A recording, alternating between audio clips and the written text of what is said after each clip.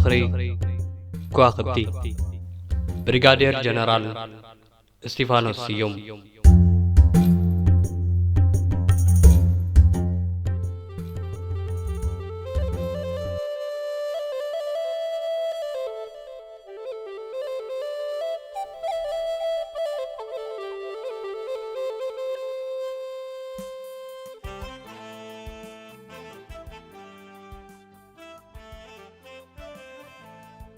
18 مسكرم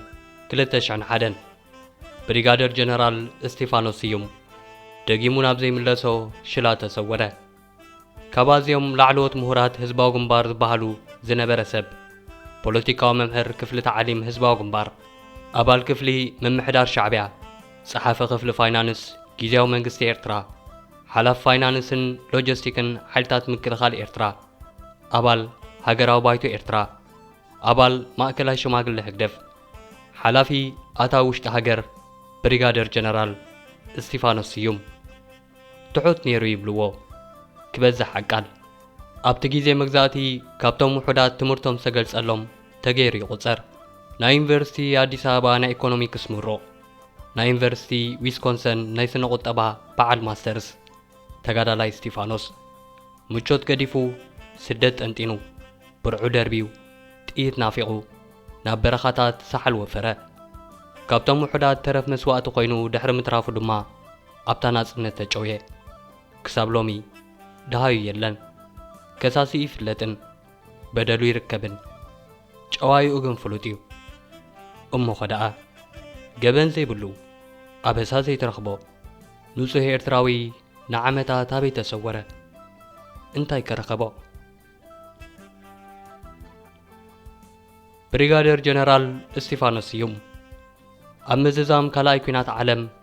أبتي إرترا نتلاندو نيتوبيان متوا تباهيلو بحيالان هاجران زمكرلو زنبرا زمن أبتي هزبي إرترا بمنجد صحفاتن ودابتاتن كمنا أبونا ولد مريم إبراهيم سلطان تدلا بايرون عبدالقادر كبيران بوليتيكاو من قحقحتا كترز جمرلو أب زمنا محبر فقر هاجر أبشحن 946 تولدو كابنو اسو بليح جنكا عقال حبروم جنكا اسقطنيا نيرو يبلوو درجاتات تمرتو ببقعاتن منفعاتن الناس سلاسلة كاب مباتا كساب كلاي درجات تمرتو أبس مرات تنققه بدحرزي ناب أديس أبابا بمخاد نعسر تخلت درجات تمرتو أب برينس بإيدا مريم لاباراتور سكول بمودا بعودي سنة قطبا تمرتو قدسلة كاب مفارق سوساتا جميرو ببزحي إيرتراوان تمهارو زعبلولو زنبرو يونيفرسيتي أديس أبابا لناصرنت إيرترا زطابقو لماركساوያን صحفات شمديدوم كم داوي زدقمو قلبومن علالومن سوران زعبا سوران زبحتو تمهارو زنبرو خوينو روسون بوليتيكاو خطعاتن أفلوطون نتوم تمهارو ناصرنت إيرترا خمتبع حليفو كأند منشي نايت دحيرو وابي إثيوبيا نمنግስት ኃይለ ሥላሴ كودق ጠንቅ ዝኾነ ምንቅስቓስ ተመሃሮን ንዑ ተኪኡ ዝመጸ መንግስቲ ደርግ ዝተዓልወሉ ከም ህዝባዊ ወያነ ሓርነት ትግራይ ዝኣመሰሉ ብሄራውያን ምንቅስቓሳትን እዩ ነይሩ። ስለዚ ብኸለንትንኡ ኣብቲ ዩኒቨርሲቲ ኣቲኻ ብፖለቲካ ከይተጸለኻ ምሕላፍ ዘይከኣለሉ ዝመስል እዋናት ነበረ። ስለዚ ድማ ይኾኑ መብዛሕትኦም ተመሃሮ ናይቲ ዩኒቨርሲቲ ብፍላይ ድማ ኤርትራውያንን ትግራዎትን ትምህርቶም ከይዛዘሙ ናብቲ ዝነበረ ዕጥቃዊ ምንቅስቓሳት ዝጽንበሩ ዝነበሩ። ተመሃራይ እስጢፋኖስ ግን ካብ መዛንኡ ዝተፈለየ ነበረ። زجمرو بمززام بعودي إيكونوميكس بقداماي ديجري تمرقو زجمرو سلزازمه بزي تعكتن بزنبرو صبو وصيت تحجيزو ناي مهدره تمرتي عدل رقبمو ناب حبرات منقسات أمريكا أمريحو كاب يونيفرسيتي ويسكونسن ناي ماسترز معرق دلبه زتمرق اللمويا سنة قطبة استيفانوس نتاب تحت مجزاتي قديفوا زمس حجر أيرسعن دولارات مقحات بتمرتي هيوت كام معبال مو نابرا من مسرات أي حلمون حلمو ناس إنت حجر قناة مريت عدو نافقة تقطوح نابرا قديفو ناب كركواح أبزع 10 درجة نزب صحا هيوتو مبانت إيد كجبرا دما نابري متمرسة أبشح انت شعات 275 دما نابتو ولدو حرنتا ودب هزبا وحيلتات تزنبره نابرا برقا أي تقايشون أبتو مهورات دربي حاخي خيلكا تنازز سبهالولو صورا استيفانوس دربو مسكولو نبره بتمرتو يتعبين بفلتقتو يتمكحن حلف بزقتو يدلين بوليتيكاون وتهدراون سلطنو دحر مودا أبو أبت غفلة عديم نخالقوت تقادلت نمنكاح ترفه كم ممهر بوليتيكا بمخان نتعاسيق بوليتيكا وتمرتي ناسنتن سوران ماركسنتن حتو مريتن ديموكراسن حزبا وتساتفنتن بموز قالاتو قميمو ببوسل كألتو عالم ديمو نخلو تقادلاي بزردو من قدي مهارن انكحن دحر حسير جيزي حلاف بوليتيكا نايت خفل بمخان دما أبتي بخلته أما حدرتي زقوم كفلة عالم كالاي أما حدار خونه እቶም ንሱ ዝመልመሎም ተጋደልቲ ብፖለቲካዊ ንቕሓቶም ዝፍለጡ ብሃገራውነት ዝነደዱ ንመስዋዕቲ ዝቀዳደሙ ንህዝቦም ዘንገሱ ድማ ነበሩ ነቲ ኣብ መጀመርያ እዋናት ህዝባዊ ሓይልታት ካብ ተሓየ ድሕሪ ምፍንጫላ ዘጋጥም ዝነበረ ኣብ መንጎ ሓረስቶትን ምሁራትን ዝነበረ ግርጭታት ነበረ ንኽኸውን ምቕሉል ጠባይን ብሱል ትምህርትን ከም እነ እስጢፋኖስ ዝኣመሰሉ መምህራን ሉሊ ነበረ ብፍላይ ነቶም ካብ ስደት ዝመጹን ካብ ዩኒቨርሲታት ዝተሰለፉን ብተዛማዲ ኣብ ጥጡሕ ደረጃ ናብራ ጸንሑ ተሰለፍቲ ገድልን ምረቱን ከይሰንፎም ብቕልጡፍ ግን ከዓ ብምቹእ መንገዲ ንኸረድኦም ጽዒሩ እስጢፋኖስ ንምሁርን ሓረስታይን ንወጻእተኛን ዕዋላን ብማዕረ ኽንቅሕን ጠባያቶም አንቢቡ ክርዳእን ዘይጽግሞ ብሱል መራሒ ነይሩ مرمر بتصاي قلب موقع زخا نهرخا وانش ذكر جيغانوخا عرفنيا ينبرنيو تاريخي وزورس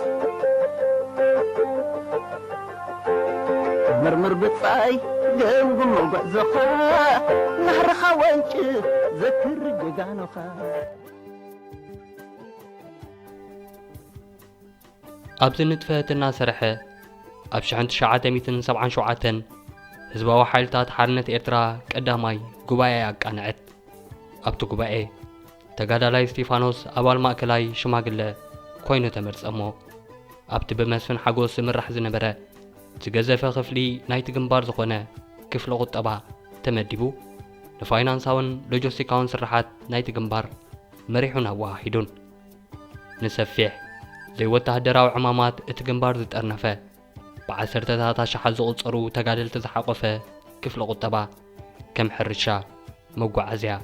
نقدي بحريان إذا سرحتن زامسلو نوسان جنفرات زحقفه قوينو تقادلاي استيفانوس دما كابزوم جنفرات حدا نزقونه جنفر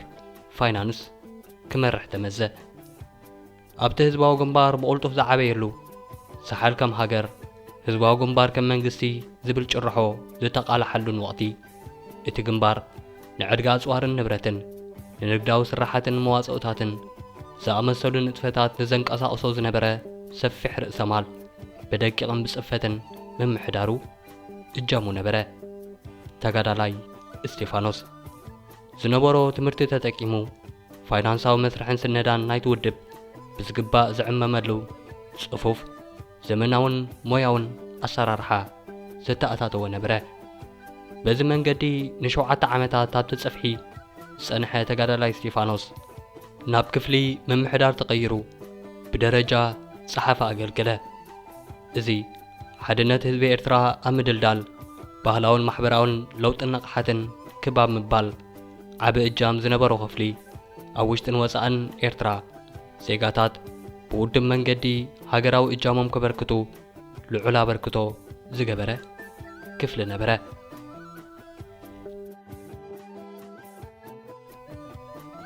ኣብ 1987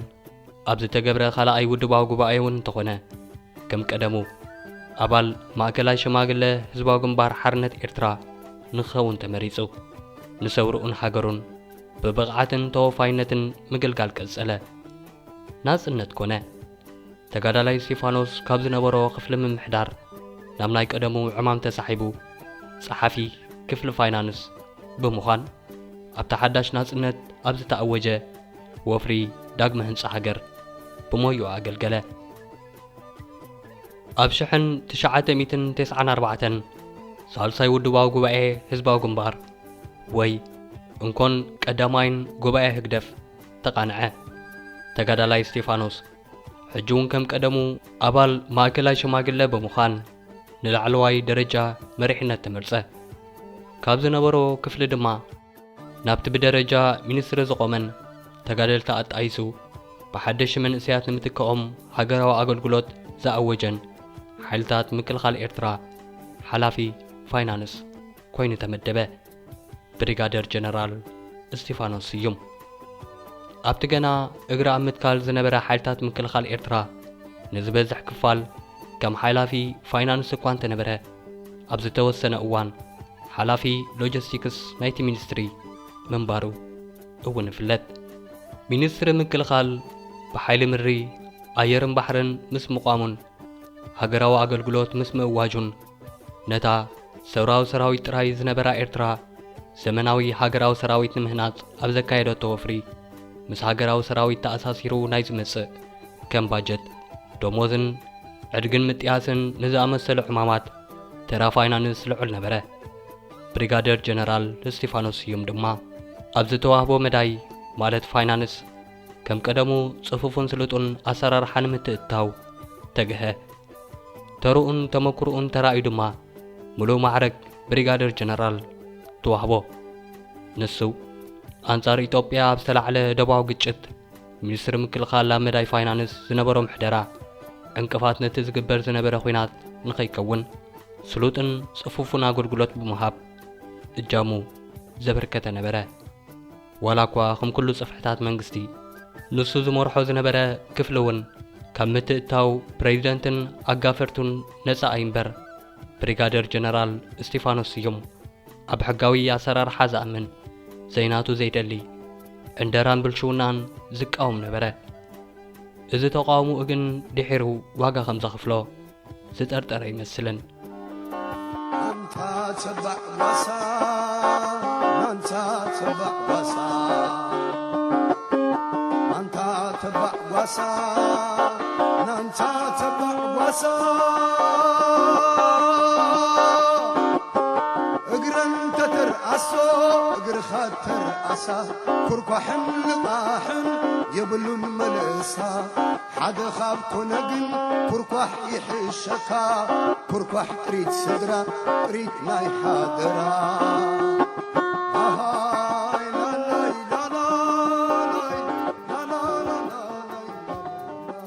ኣብ ዓመተ 2000 ዓመተ ምህረት እቲ ፕሬዚደንት ብውልቁ ወኒንዎ ዝበሃለሉ ብሳልሳይ ወራር ዝፍለጥ ውግኣት ድሕሪ ምክያዱን ኤርትራ ሰፊሕ መሬታዊ ግዛእታ ኣብ ሓደጋ ዝኣተወሉ ክስተት ድሕሪ ምግጣሙን እቲ ኹናት ብስምምዕ ሰላም ደው ይበል እምበር ኣብ ላዕለዎት ኣዘዝቲ ነቲ ኹናት ብዝምልከት ዝተላዕለ ምዕዝምዛማት ሓየለ። ኣብቲ ዓመት ምስ ፕሬዚደንት ኢሳያስ ገምጋም ኲናት ንምግባር ኣብ ዝተገብረ ኣኼባ ሰራዊት ኤርትራ ዘጋጠሞ ኽሳራታት ጠንቁ ውልቃዊ መራርሓ ናይቲ ፕሬዚደንት ምዃኑ ኩሉ ባዕለይ ዝብል ኣካይድኡ ኣብ መንጎ ኣዘዝ ሰራዊት ጽፉፍ ርክብን ምዋሃድን ንኸይህሉ ዕንቅፋት ምዃኑ ጣልቃ እናእተወ ዝህቦ ትእዛዛት ኣብ መሳልላት መሪሕነት ሕንፍሽፍሽን ዘይስሉጥነትን ከም ዘእተወ ተገምገመ። ኣብቲ ገምጋም ብሪጋደር ጀነራል እስጢፋኖስ ስዩም ብወገኑ ዘቕረቦ ነቐፌታ ብዓይኒ ቂምጣ ተራእዩ እቲ ፕሬዚደንት ሕነ ዝፈደሉ መዓልቲ ምጽባይ ጀመረ። ኣብ ከምዚ ጊዜ ብሪጋደር ጀነራል እስጢፋኖስ ስዩም ካብ ዝነበሮ ስልጣን ተኣልዩ ከም ሓላፊ ኣታዊ ውሽጢ ሃገር ኮይኑ ንኽሰርሕ ናብ ሚኒስትሪ ፋይናንስ ከም ዝተቐየረ ተሓበረ። ሚኒስትሪ ፋይናንስ ካብቶም ብኸቢድ ምትእትታዋት ፕሬዚደንት ኢሳያስን ህግደፍን ዝተጠቕዑ ትካላት እዩ ነይሩ። መብዛሕትኡ ውሳነታትን ተግባራትን ካብ ስሩዕ ኣሰራርሓ ወጻኢ ብቁጠባዊ ጉዳያት ህግደፍን ቤት ጽሕፈት ፕሬዚደንትን እናተወሰነ እቲ ሚኒስትሪ ካብ ደሞዝ ምዕዳልን ወጻኢታት መንግስቲ ሕጋዊ ንምምሳል ምፍራምን ወጻኢ ተራ ኣይነበሮን። ክሳብ 2001 ኣብ ዘሎ ጊዜ 6 ሚኒስትራት ምቅያሮም ድማ ከም ጭብጢ ኣብ መንጎ እቲ ሚኒስትርን ፕሬዚደንትን ዝነበረ ሓርፋፍ ዝምድና ተገይሩ ይውሰድ። ብርግጽ እዚ ኣሰራርሓ ነቲ ኣብ ሕጋውነት ልዑል እምነት ዝነበሮን ደፋርን ብሪጋደር ጀነራል እስጢፋኖስ ስዩም ክምእምኦ ከም ዘይኮነ ንጹር እዩ። ብወፈያ ህዝቢ ክሳለጥ ጸንሐን ካብ 1998 ክሳብ 2001 ኣብ ዝነበረ እዋናት ጥራይ ብ9 ሚእታዊት ዝነከየን ቁጠባ ኤርትራ ንምብርባር ህጹጽ ስጉምቲ ክውሰድ ነበሮ።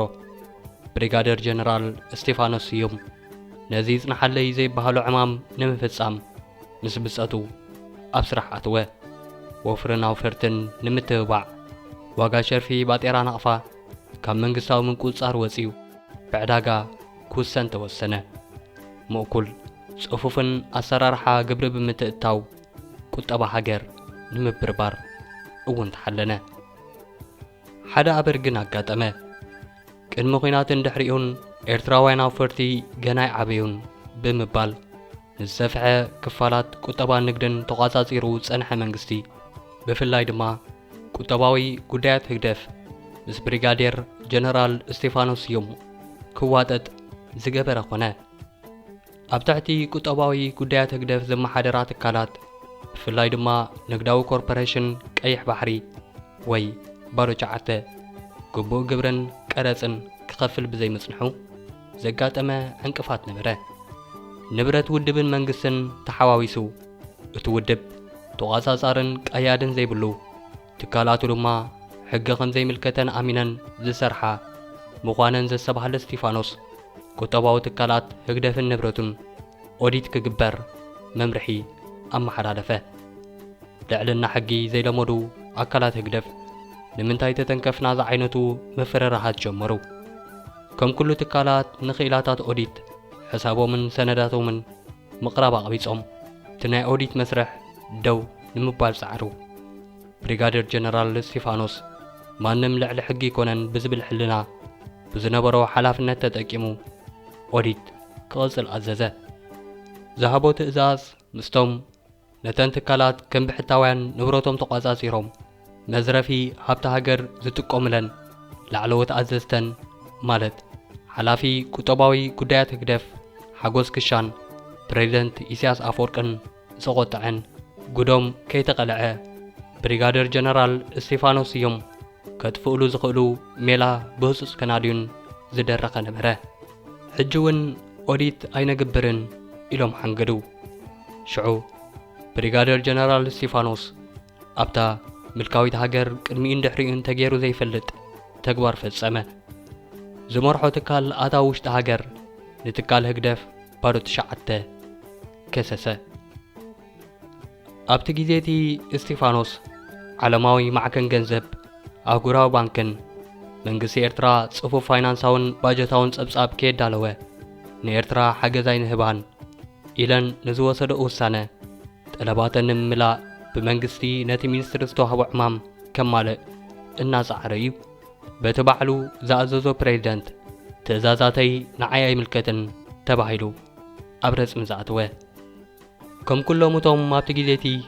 ንኣመራርሓ እቲ ፕሬዚደንትን ኣብ ኲናት ኣድሂቦም ከለዉ መልክዑ ዝቐየረ ውድቦምን ዘሰባህሉ ሓለፍቲ ብሪጋዴር ጀነራል እስጢፋኖስ ስዩም ኣቦታ ስርሑ ዘጋጠሙ ዕንቅፋትን ፀይቅን ኣካልቲ ኣብ ሙሉእ ትካላት ሃገር ዘጋጥም ፀይቅታት እቲ ፕሬዝደንትን ምዃኑ ተረዲኡ ኣብ መቓን ሃገራዊ ለውጢ ንምምዕረራዩ ተገሀ ንስልጣንን ሹመትን ንሃብትን ምቾትን ከም ዘይነብር ዳግም ንምርጋጽ ድማ ተበዐ ምስ 14 ብጸቱ ኣባላት ሃገራዊ ባይቶ ብምዃን ቋም ክትግበር ሃገራዊ ምርጫ ክካየድ ስራዓ ኼባታት ውድባውን ሃገራውን ባይቶታት ኣብ ጊዜኡ ክቃናዕ ዝብል ሕቶ ኣልዒሉ ብኽታሙ ኣረጋገጸ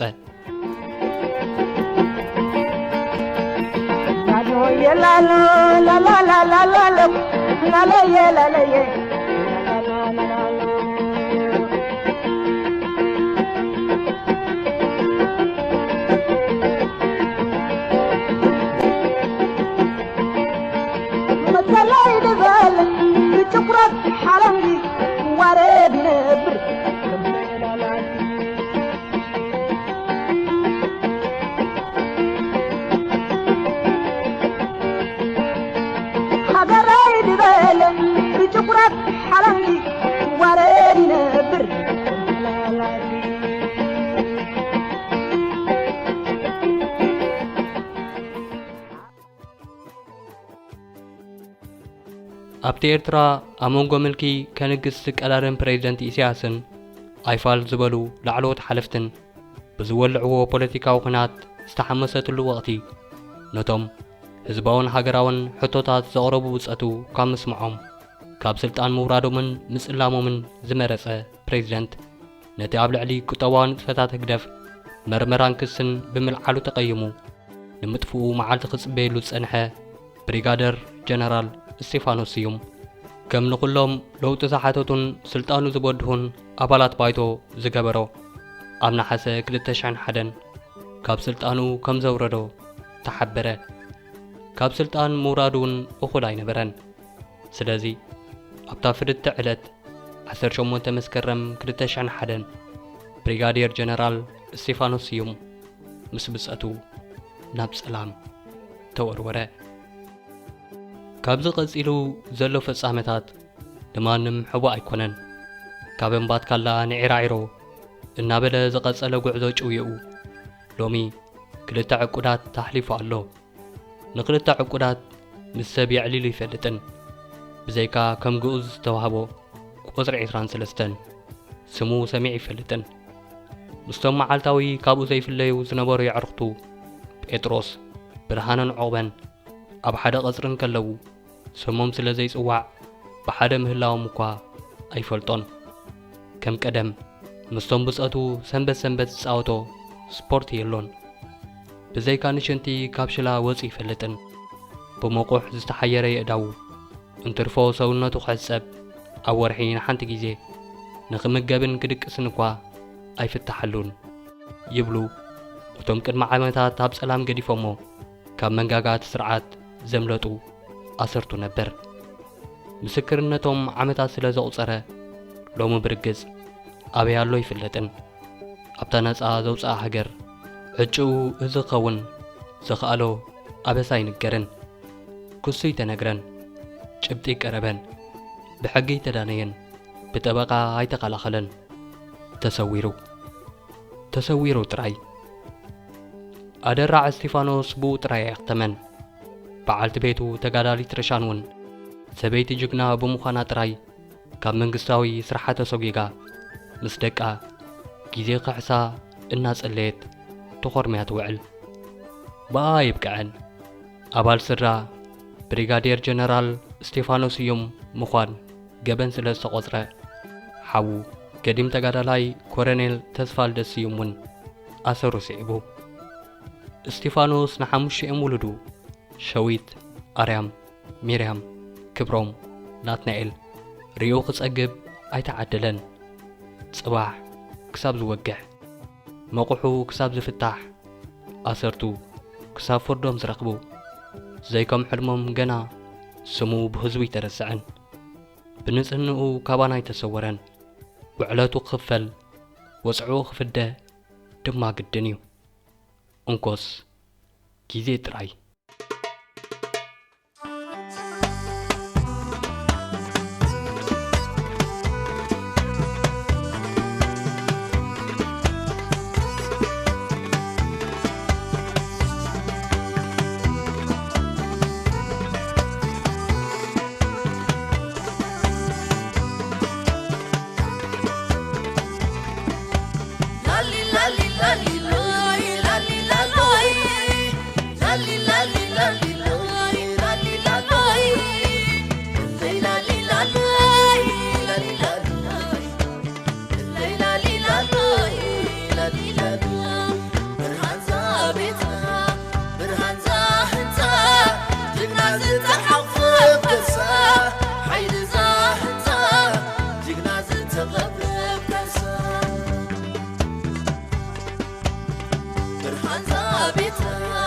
برهان زاحنتا